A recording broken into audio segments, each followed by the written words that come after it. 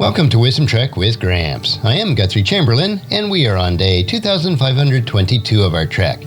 The purpose of Wisdom Trek is to create a legacy of wisdom, to seek out discernment and insights, and to boldly grow where few have chosen to grow before. In today's Wisdom Nugget, we're continuing our exploration of Psalm 37, focusing on verses 16 through 22 from the New Living Translation. This passage contains profound wisdom about trusting God, valuing righteousness over riches, and understanding the fate of both the godly and the wicked. Let's begin by reading Psalm 37, verses 16 through 22 together. It is better to be godly and have little than to be evil and rich. For the strength of the wicked will be shattered, but the Lord takes care of the godly.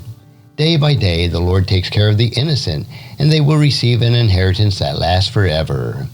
They will not be disgraced in hard times. Even in famine, they will have more than enough. But the wicked will die. The Lord's enemies are like flowers in a field. They will disappear like smoke. The wicked borrow and never repay, but the godly are generous givers. Those the Lord blesses will possess the land, but those he curses will die. David opens this section in verse 16 with a powerful statement. It is better to be godly and have a little than to be evil and rich. This verse challenges our cultural assumptions about success and prosperity. The world often measures value and significance by wealth and material possessions, but David reminds us that godliness holds far greater worth. The phrase, better to be godly, emphasizes the eternal value of living a righteous life.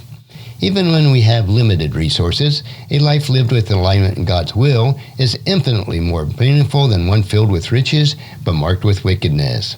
The wealth of the wicked is temporary and can't bring true fulfillment or peace.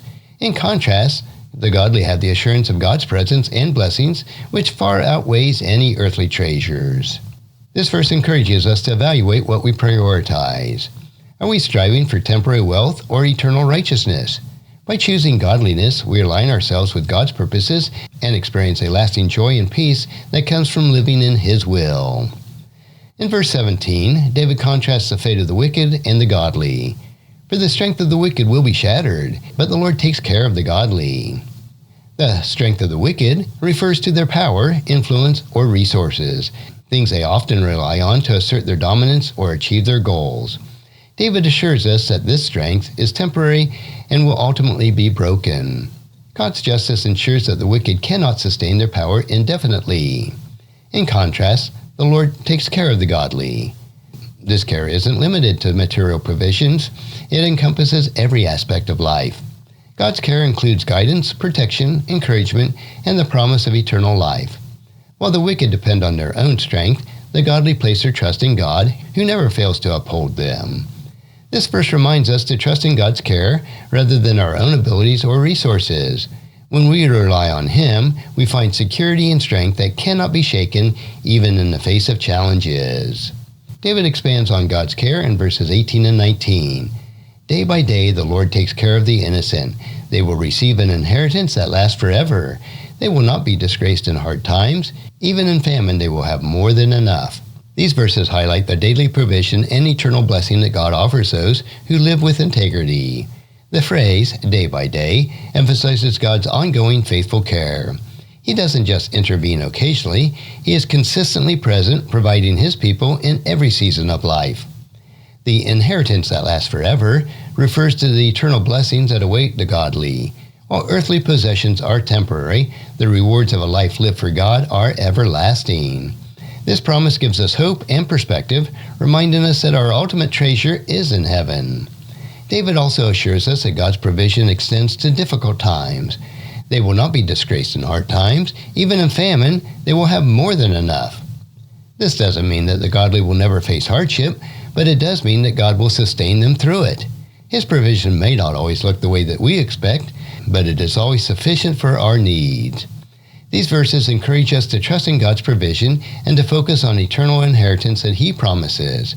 When we live in this perspective, we can face life's challenges with confidence and peace.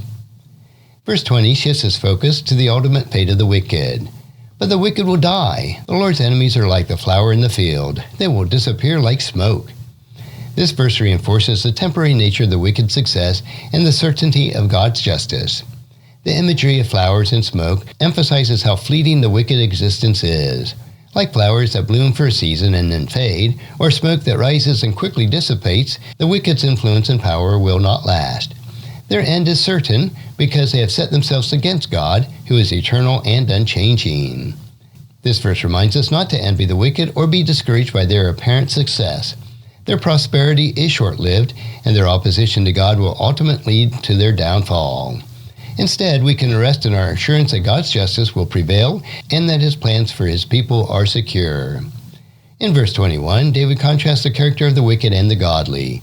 The wicked borrow but never pay, but the godly are generous givers. This verse highlights the selfishness and irresponsibility of the wicked, who take without intending to give back.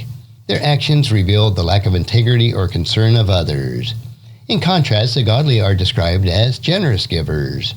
This reflects a heart of compassion and trust in God's provision. The godly recognize that their blessings come from God, and they freely share it with others, knowing that God will continue to provide for their needs. This verse challenges us to examine our own attitudes toward giving. Are we selfishly focusing on accumulating wealth, or are we using our resources to bless others and to honor God? Generosity is a mark of a life transformed by God's grace, and it brings joy to the giver and the recipient. David concludes this section with a summary about God's justice. The Lord blesses those who possess the land, but those he curses will die.